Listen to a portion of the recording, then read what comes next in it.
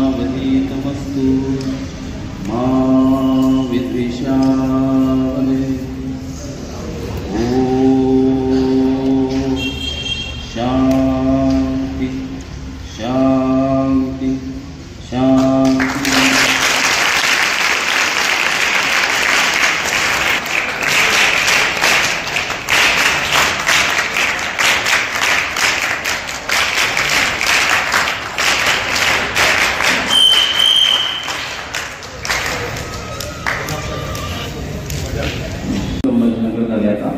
भोपाळ अशा अनेक 11हून अधिक ठिकाणी शहरांमध्ये त्यांची पत्रकारिता चालते।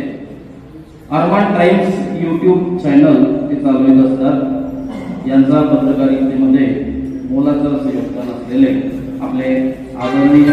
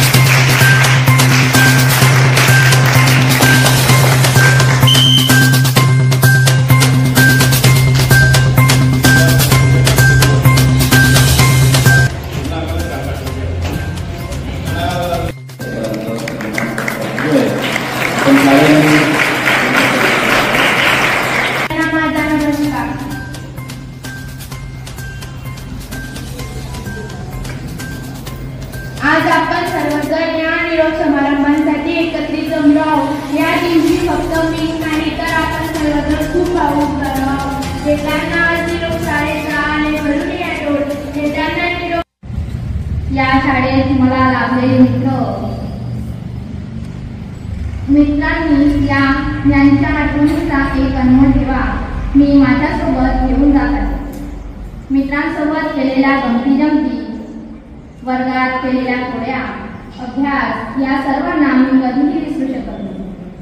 माझा वर्ग, माझे वर्ग शिक्षक आणि माझे वर्गमित्र यांच्याशी जुळलेले कसा तर या 6 वर्षामध्ये म्हणजे इयत्ता 5वी पासून तर 10वी पर्यंत तुम्हाला या शाळेमध्ये 6 वर्ष झाले. या 6 वर्षामध्ये पूर्णपणे तुम्ही आमच्या सहवासामध्ये होते. तुमची ही 62वी बॅच. असं म्हटलं जातं की निरोप समारंभ म्हणजे दुःखाचा दिवस, पण मुलांनो दुःखालाही सुखाची जन्मही असतेच ना. दुःख का असतं की ज्या शाळेने आपल्यावरती जे संस्कार केले, ज्या शाळेने आपल्याला घडवलं. आदरणीय राणे सर, स्कूल के मुख्याध्यापक वायकोड़े सर और स्टेज पर उपस्थित सभी मेहमान रहे, मैं मार्गदर्शन करूँ. राणे सर ने आपसे मुझे कहा कि भाषण अच्छा दीजिए, तो मैंने कहा कि जबान के बादशाह तो आप है, हम तो कलम के शहंशाह है, हम कलम चलाते हैं. जबान मैं आपको मुबारकबाद देता हूँ कि इतने छोटे से गांव में इतनी खूबसूरत इमारत और इतना क्वालिफाइड स्टाफ आपको नसीब हुआ है. और मैनेजमेंट चेयरमैन के रूप में राणे सर जैसे शैक्षणिक, सामाजिक और राजकीय क्षेत्र में नामवंत व्यक्ति जो है आपको चेयरमैन के रूप में यहाँ रखे हुए हैं, इसके लिए मैं आपको अभिनंदन करता हूँ, मुबारकबाद देता हूँ. बुटांचं दुकान टाकलं, त्यांनी कंपन्या पण सांगितल्या, ॲडिडास, स्पार्क, पुमा. आता बुटांमधली सर्वात भारी कंपनी कोणती माहिती आहे का तुम्हाला? सांगा बरं. ब्रँड आहे स्केचर. ज्याच्या पायात स्केचरचा दिसला लोक दिसते पाहतात स्केचर घातला. तसं तुमचा स्वतःचा काहीतरी ब्रँड झाला पाहिजे. मॅडमांनी काय आवाहन केलं तुम्हाला? तुम्ही एवढं शिका, कोणत्याही क्षेत्रात जा. शेतकऱ्याचा उल्लेख केला त्यांनी. शेतकरी झाला तरी तुम्ही चांगली शेती केली पाहिजे.